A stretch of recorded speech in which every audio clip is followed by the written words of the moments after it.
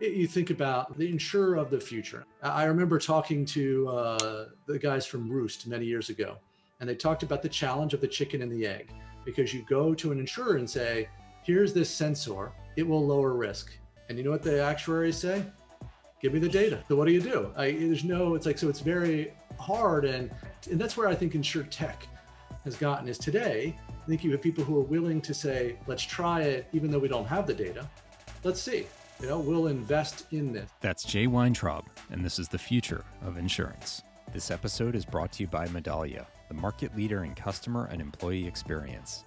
Their award-winning SaaS platform, Medalia Experience Cloud, makes all your other applications customer and employee aware. Medalia uses proprietary AI and machine learning to reveal predictive insights that drive powerful business actions and outcomes. Leading insurers like Prudential and Zurich use Medalia to reduce churn, turn detractors into promoters, create in-the-moment cross-sell and upsell opportunities, and drive revenue-impacting business decisions. Learn more at Medalia.com.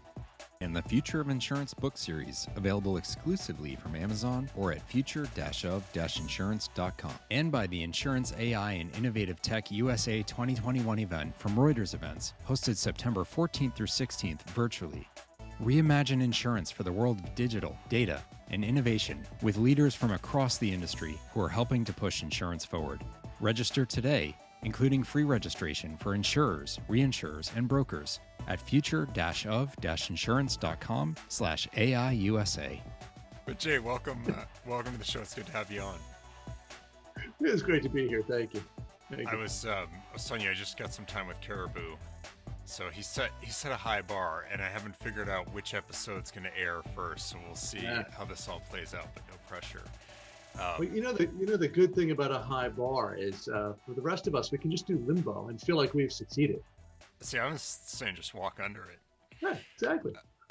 Speaking of high bars and walking under them, you guys created something that I think has both moved the bar up in the industry in terms of where we should be thinking, what should we be working on, how we should be achieving that, but also at the same time maybe put some blades under the bar so you can't just walk under it, right? Like you have to get over it, and facilitating that. And having been at ITC myself, like it's this crux in the industry of like bringing together every component of how we can move ahead, the providers, the new ideas, the money, the carriers, all of it in one place. Yeah. So I'm just, I'm curious to hear your take on the creation of this and whether you guys saw it all coming. Yeah. I think Caribou does a great, sort of origin story, because it's a good thing of you've got someone that was a venture investor in fintech who started to think about insurance and wondering like where to go, because pre-pandemic, when you think about I need to learn about an industry, I want to meet people in an industry, one of the most natural things is there's got to be a show for that. It's kind of like to which he was like, well, there wasn't a show for that. And I remember when we were introduced, I had been in, sort of the marketing side of things. And that's how I got exposed to insurance.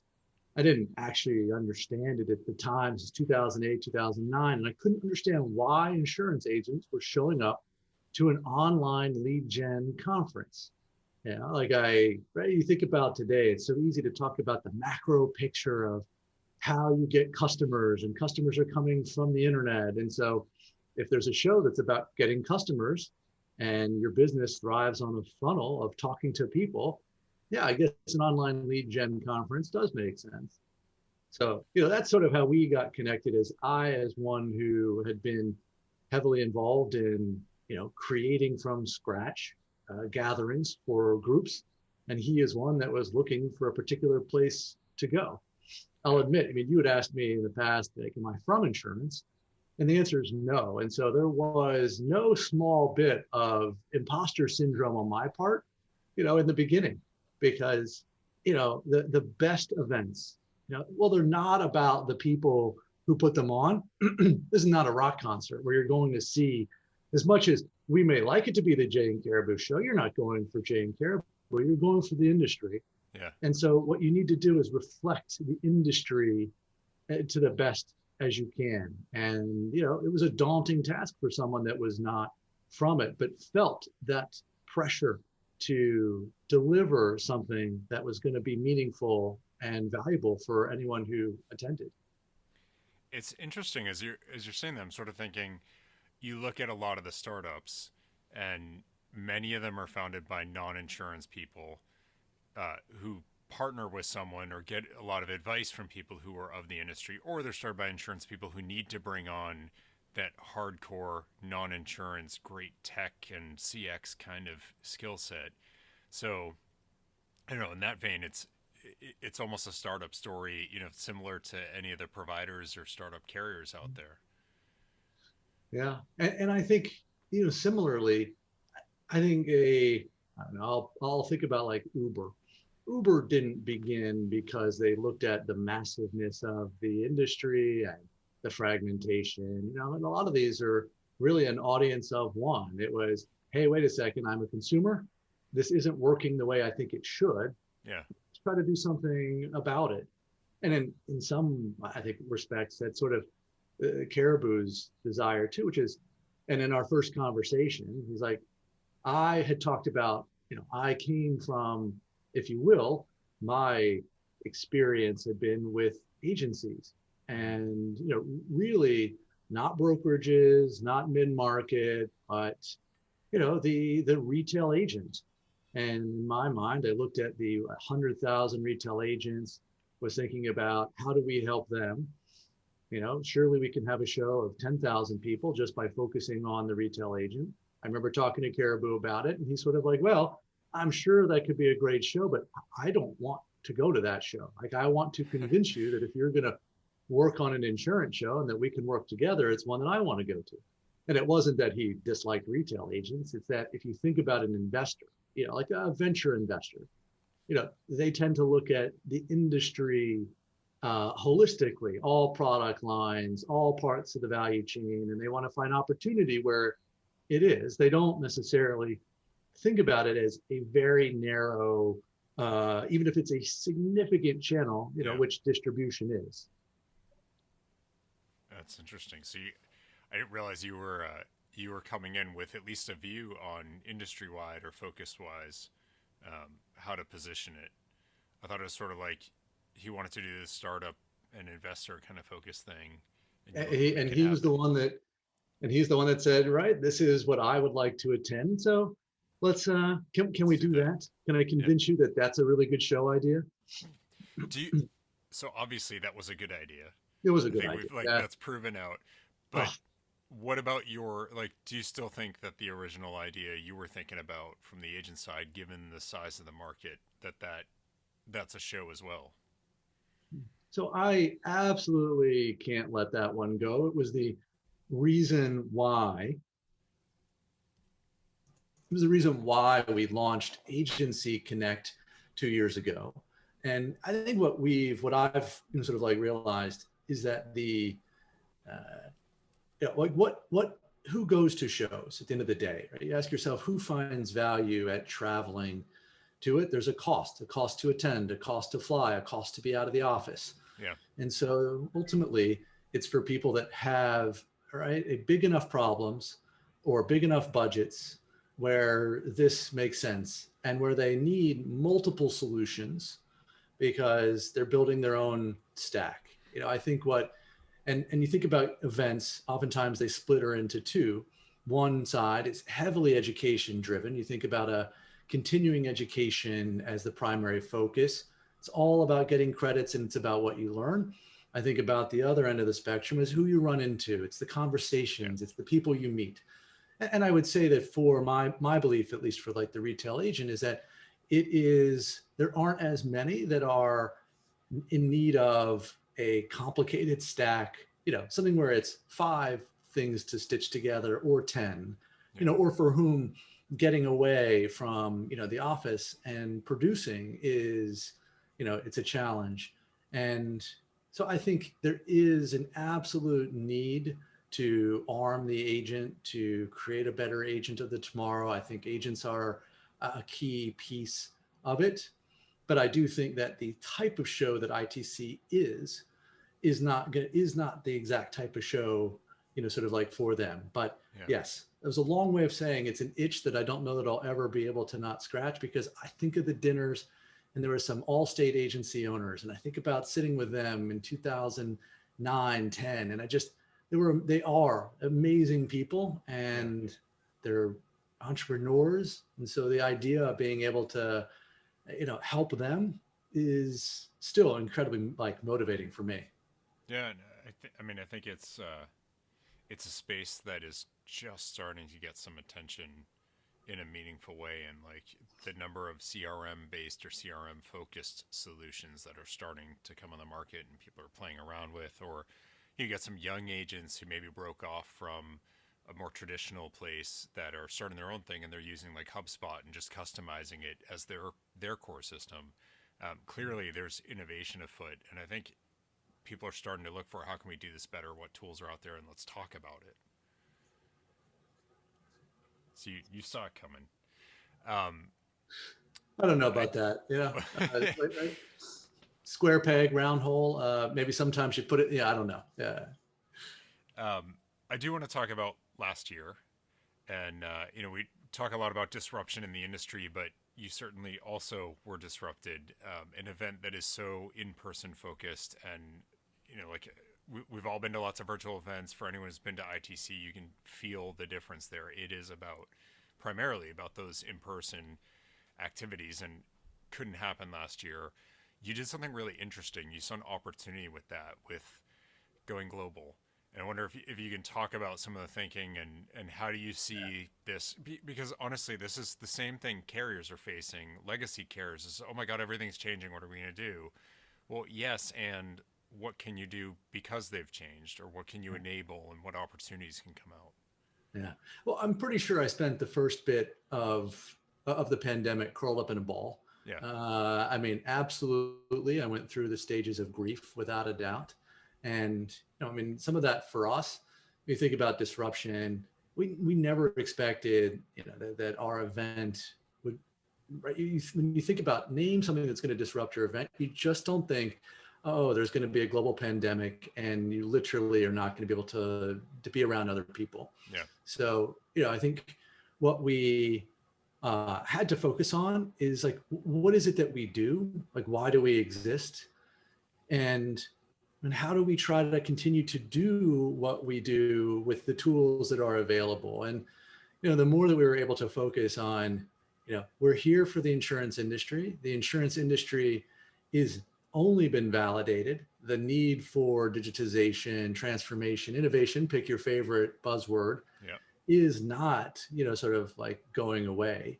And there's still policyholders whose lives are in need of better servicing, getting back to their pre-loss state. And, and like, where do we sit? We sit within the middle of this. So let's figure this out. And, instead of, right, so you get over the fact that you can't do what you want to do, and you think about, well, what is it that we're supposed to do? And in this case, we're supposed to continue to shine a light and find a way for people to talk. So for us, shining a light meant the world tour, which we did and I think the other thing that's really important is you got to find something that's still fun and that you wouldn't do normally. Yeah. And for us, something that we wouldn't do normally is work with someone that people might assume is a competitor. So there's a very, sort of the major player in Europe is DIA. And some might say, look, they run a show, you run a show, you're competitors. I will say that we've always felt our shows are very different, very different. We are a much bigger tent, but we've always respected them. So we said, let's work with someone, let's work with a quote unquote competitor. I mean, that we would never do that, but we're all in the same boat here to serve insurance. So that led to a world tour, which is, instead of us trying to bring everyone under one roof, we'll take you around the world. And we did 35 stops. And it was really about showcasing innovation in different parts of the world. That could be a city, it could be a region. And it was, again, what can you not do? You can't travel to 35 places pretty easily.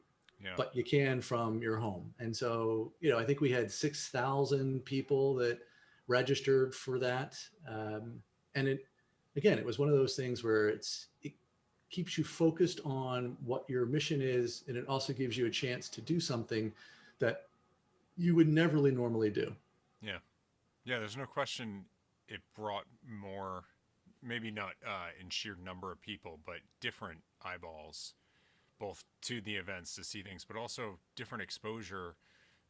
I saw things in a lot of those different events, the different countries or cities, whatever it might happen to be, that I was like, I probably would never have seen that otherwise, even if we were all crammed into, I guess Mandalay Bay now, but whatever show floor space in Yeah. Vegas, and you try to get, I've exhibited, like, you can't get around to everything. Um, Yeah. so you're not going to see things that maybe you catch in being able to take it in pieces in their different contexts. And by the way, it's fascinating the way that like human psychology, in some ways we joke that we're just social engineers. I mean, because if we do a session, like let's say we're to do in Vegas and it's a track and it's around the world and it's a stop at every place, it will be literally like not attended at all. Yeah. But yet, if we say we're going to take you on a tour of the world from your home, very well attended, lots of interest to see what's going on. And it's just so fascinating that some things that work in a virtual environment actually don't work in the physical world. Yeah. Well, so on that point, because I think a lot of folks in the industry are toying with that right now, where maybe some work from home tools work really well, but you would never use them in the office. And are you missing something then? Or the self-service tools, that things that just don't work in the way we used to do things, but actually work quite brilliantly, and we wouldn't have used them otherwise. Are there things that you guys have said, even returning in person, that you'd still take for more like a hybrid solution? Yeah. Yeah. I mean, this year obviously is interesting because there's light at the end of the tunnel, and it's not necessarily a train. I think about us going to market. One of the biggest concerns was just making sure that it was appropriate. We didn't want to say date in the calendar October and have people say that's irresponsible. Mm-hmm. So it's one of the reasons why we waited until, sort of mid-January, end of January almost, before announcing registration. And I think as we think about, what will this year bring, our first priority is safety. Ultimately it's, we need it to be as safe as or safer than going to the grocery store. Mm-hmm. Like I think about like that's our priority. And then it's, well, there are people that aren't going to be able to attend and like they want to. And so what is that experience? And you're right. We are absolutely working on we'll call it a virtual or hybrid offering for someone that can't attend. But I think this is, now we're going to get into the weeds of geeking out on event stuff. So you have to be a real, I think I'm sports, ready to learn. Yeah. Sports has figured this out. Like the Super Bowl, there's an audience in person and there's a huge audience externally. Yeah. And, you'd argue that they've optimized towards the external audience more than the in-person audience. Yep. But it's also a very clear experience of like, what makes it fun. I think at a show, there aren't a ton of rock concerts that are streamed. Like you hear about tours, but you don't hear about, wow, there were 50,000 people in the stands and there were 5 million at home watching it. So, I mean, there's this question mark around what is an experience that's going to add value at the end of the day. And our goal is to try and connect people. And I think last year's ITC Global was, where we had this big tent virtual experience, was a great lesson in, sort of like how we can still connect people where they may not all be in the same place. But no one's figured that out. And just like I haven't figured out how to get Google Voice to not ring on my computer. I mean, I went to the Google Voice settings and it's like, where can you put it? And there's like one that says ring on your computer. And I'm like, off. But that's the bat line for ITC. So, Okay. So I think what we're trying to, kind of figure out here is exactly that. if you're not there, what's an experience where you can add value and you don't feel like two separate audiences. Yeah. And maybe it's possible, maybe it's not. We don't know, but it's one community, and we're hoping to find a way to bring it, sort of bring it together. And that's the expectation now, is that events are going to be different, and that hybrid is going to be one piece. It's a lot of TBD. Yeah. Yeah. And I think everyone is asking those questions and not sure what it's going to look like. And I mean, there's been lots of discussion. Are you going? Are you not going? Have you got your ticket yet? Have you not? Yeah. And there's tons of, there's a safety question. There's what's the experience going to be question. I think we're all remembering those little round umbrella tables, and like, well, how can you do that? And all those. It's a very personal event in a lot of ways. So yeah, people kind of curious how that's going to play out. Yeah, yeah. And it's one of those things where it's always what makes things hard. And there's an innovation, there's a transformation question here, because there's an uncertain future. We all know where, to some degree, I think it's a safe bet to say there is a date and time in the future where we will be back together and standing close to each other, not in masks. Yeah. Right? I think it's a safe statement. Yeah. Is it going to be this October? What does it look like if it's not this October? What's the intermediary step? Yeah, those are things that, we will all learn more about as it goes along. And it's hard, right? You think about, I was trying to think of who it was from SCORE, but I remember talking to him, and, and he said, predicting the future is not that hard.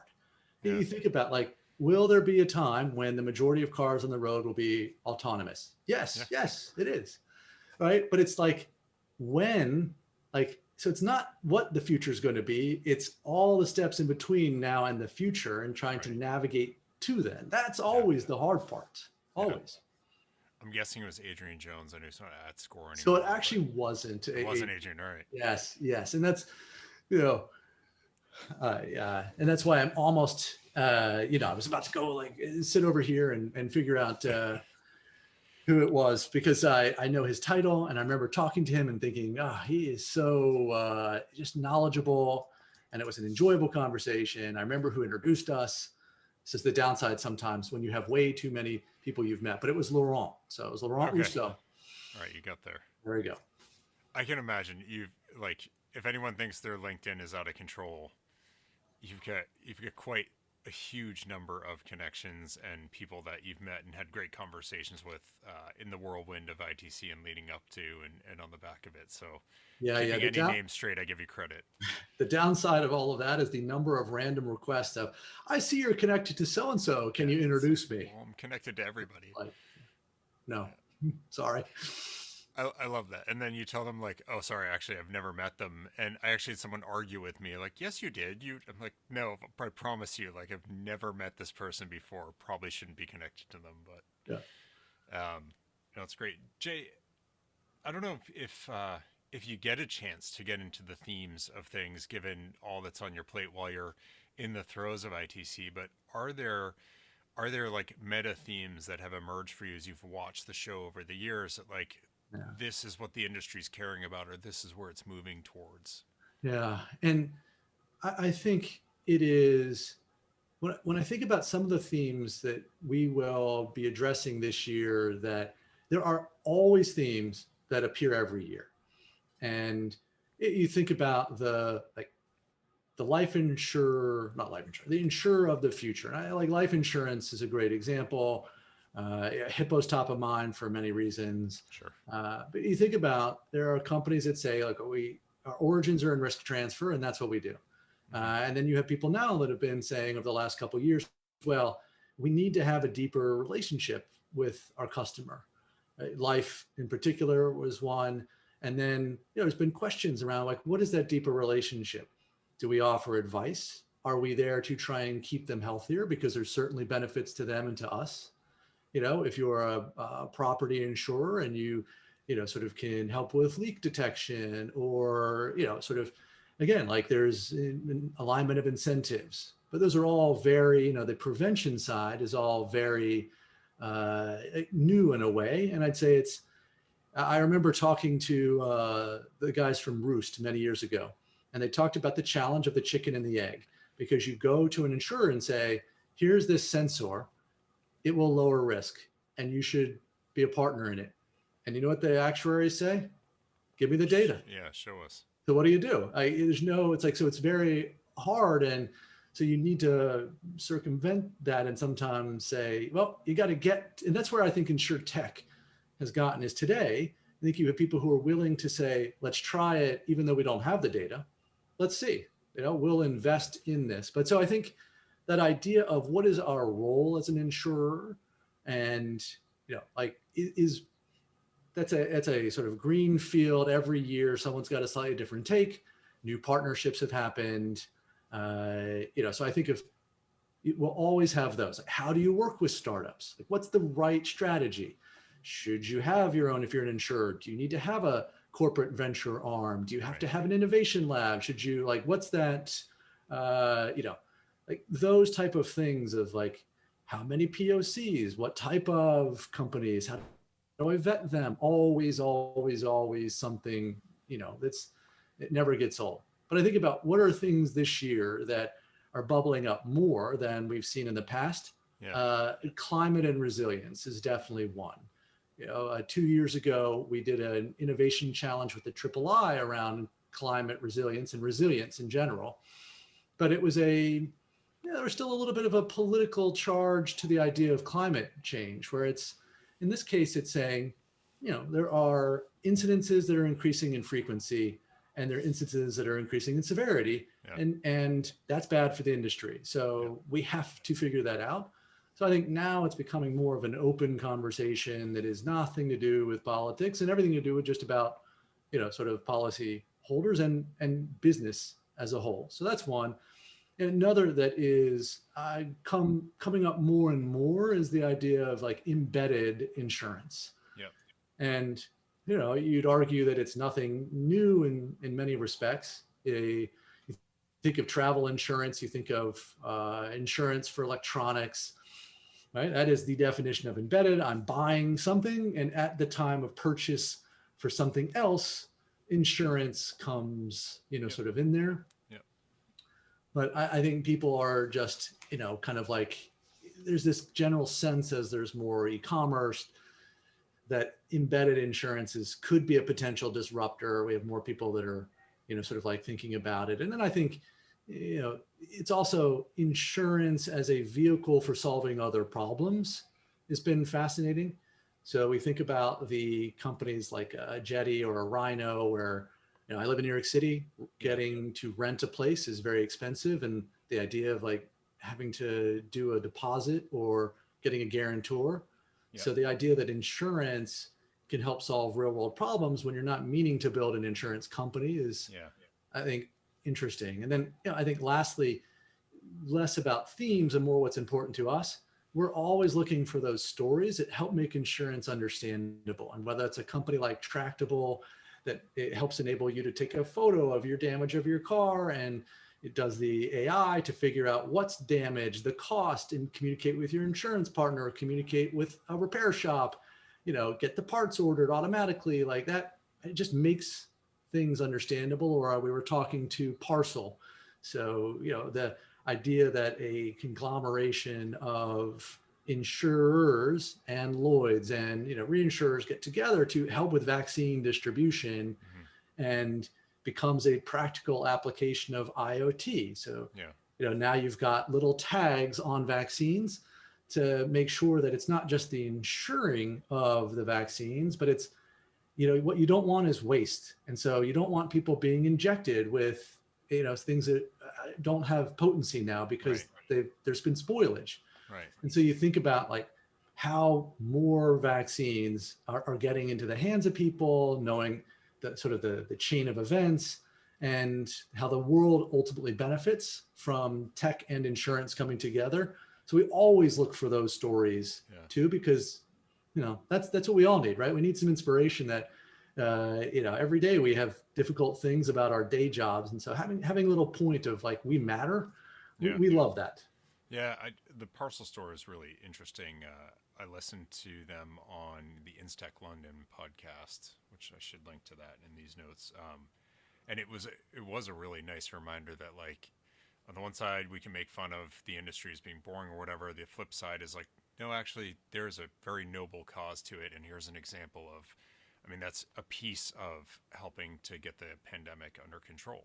I mean, I think that is actually one of the things that is most great about this industry is, right, it exists to serve others. It's oftentimes hard on itself.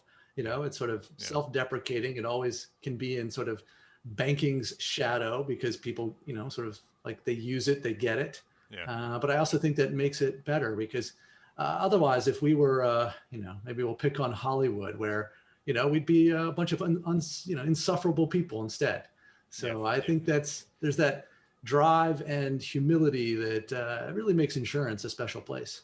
Yeah. I think the past year has been a good time to remember the purpose of it. Because everyone's suffering at once in the same cat, if you will, including our employees, right? So it's the whole industry. It's not any one piece. So that's what's going on now, and I think you're spot on a lot of those themes. Climate was a shock for me. Not that I didn't think this was real or anything, but that suddenly in 2020 people started to talk about it, like CEOs who were speaking on panels and conferences this year. And I was surprised because, to your point, like, you kind of dance around it. We talk about other things, talk about capital and the cycle and whatever, but like leader after leader was mentioning it. I was like, okay, that's a turning point, and it's hard to ignore the data without having to be political. It's just there's more activity. Yeah, yeah, If you disagree about why, that's your choice, but you can't disagree that there is. yeah. And sometimes, right, that is the great unifier is at least you point to like this is a problem, doesn't Yeah, matter why right now. Like when you can get beyond the why and more of just we have to solve it. yeah, Yeah. yeah. What about going forward? So cars going away at some point. We got that one, and the question is when. But are there things you're seeing a shift in the content for 2021? I know it's still probably a little bit early, but things that are emerging there. You think it's the things you talked about? Are there some surprises or some maybe early things that are brewing that we need to watch thematically that could be interesting?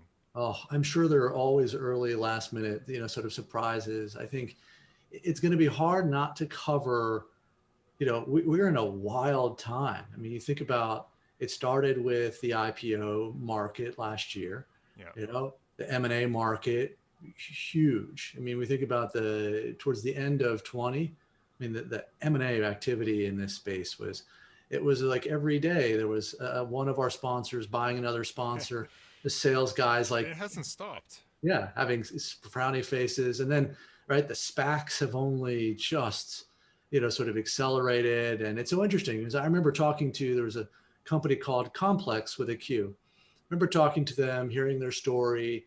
It's one thing when a hippo does this, or a state's title, Yeah, but it's another when there's a company that, very few have actually heard of in our space. yeah, And so it's right. I think it's hard, like from a capital perspective, it's going to be hard to ignore those as like, what does this sort of like really like mean? yeah. Um, It's been a very heightened. Like, so as we're recording this, we just had Bold Penguin AmFam, Next and AP Intego this week as we're recording this, which is not when we're releasing it. So people will be like, guys, it's old news. And the Hippo SPAC, partnering with Reed Hoffman on that. Like, I just watched Asaf and Reed on Squawk Alley or whatever yesterday on CNBC. Like, nice. it's not it's probably not what people expected, given a year ago all of a sudden everything's getting shut down, and we're going to be able to raise funds, and IPOs were getting, I remember Duck Creek was probably pushed out a bit because of the pandemic with their IPO, but it has been a really active time and lots of acquisitions from probably a couple of years ago, companies you would have just seen as the target. Yep. Interesting Yep. stuff. Exactly. Like and that's, it's as much as there's fun to talk about new risk sort of products, or Yeah. I was talking to a startup today that's trying to be an MGA, for MGAs, and basically be a risk appetite marketplace. So I want to write certain business. I don't have that program today. Yeah. Like, where can I go to get access to it? Like, these are very good nuts and bolts things, but it does get overshadowed by some of the news. Yeah. Well, I mean, it's right that we talk about the investment side, because that is, I mean, it's such a critical part of ITC is the capital kind of discussions that go on there as well, funding and I've had that's how I ate dinner actually every night, was getting to go to those events hosted by folks looking at some of the startups. Um, Jay, I want to be respectful of your time and give you time to get back to getting 2021 ITC ready. So thank you for Well, no, joining as me we for as we sharing a bit. record this, I mean, as we record this right now, today is sort of the last day of a price increase for the Okay. early bird, and so this was, this for us, right, is one of those days where all week it's like been hitting refresh on the stats, is Yeah. constantly. Caribou calls it the dopamine drip as you see a registration come in, and Yep. really, I mean, what we wanted to see is it's not just how many, right? It's kind of like who. Yep. And I think what's so exciting is we see the blend that you want. It's insurers, it's insuretechs. It's not just those who are desperate for leads and are, signing up because they're just hoping. It's Yeah. the industry. And that's, oh man, it's That's what super makes the exciting. event what it is. Yeah. Because then it's worth getting those interactions. I mean, no one likes going to a conference and it's like 80% vendors and you're all, Exactly. the ratio is all off. It has Yeah. to be a mix of themes and people and backgrounds and intentions. And I think for us, one of the things that we always try to do is every year we like creating something new. Like last year turned out a badge. So we had this IoT badge that had a haptic thing on it where Yeah. you could hold it down, and each of you, and you could exchange business cards. Well, you know what? That's going to come in real handy this year. Yeah. Yeah, Pull and out I your think lanyard as far as you can get it. And that's right. I'll have to work on the range here, make sure it works from 6 feet. And no, I think the other thing that we're always looking for is, like, how do we help connections? How do we help? So we're testing out a program called ITC Meet, where it's essentially for insurers, like curated meetings and just meetings. So you tell us the type of problem or challenge that you want, and we'll look to connect you with people that are valuable, double opt in. And again, we're trying to, think that through to Vegas and say, success is not just what you hear on the stage, right? It's back to who you can meet. And if you can meet people better, then these stories of, like, fast forward a year from now and look at this thing in production. Look at this thing there's a commercial out now, but it's powered by a deal that was met at ITC. So, we're always trying to think about that and trying to think about how do organizations like insurers, if you send 10, 20 people, which sounds like a lot, but think about how many parts of how many departments, like, it's not that many. And so again, how do we help an entire organization get more out of a show and get more out of the people that attend? And so again, these are some of the things that we're, sort of like trying to work on, because I think it whether it's in person or virtual, it's the kind of value that I think it means ITC is doing its job. Yeah. Oh, it's great. Jay, thank you so much for the time. And thank you. excited to see Appreciate it. what happens this year and the online and offline side of it and how you guys make this one work. I can't wait to see you October 4th through 6th. Sounds good. Thanks a lot, Jay. Thanks. Thank you to Jay and for the whole team at ITC for making this conversation happen, but creating and fostering and nurturing that thing that makes so many incredibly important conversations in this industry around the change that we're going through happen. That conference is pivotal and critical for what our industry can be and pushing it ahead. That's where, if you haven't been there, you'll see it firsthand, but that is where so many of the first meetings, the first discussions, those moments where something becomes possible happens, whether that's an investor who's maybe bringing support to that brilliant idea that needs to come to market, or maybe it's someone on the buyer side, on a carrier or someone at a service provider who's learning about some new solution or new idea and how it can help them transform their business. So it's an incredibly amazing event. I will say it's kind of exhausting. It's like nonstop adrenaline, and then it's over and you crash. That's what the flight home is for.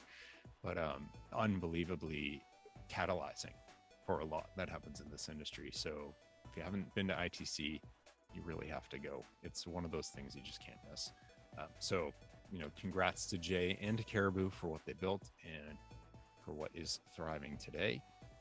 And thank you to Medalia for making this episode possible and supporting the show as a whole. And as a reminder, you can subscribe to the show on whatever platform you're engaging in, whether that's audio or video. And make sure, if you're on YouTube, you hit the little bell for notifications so you don't miss any future conversations about the future of insurance. All right, I will have you back next time for another great conversation. Take care, everyone.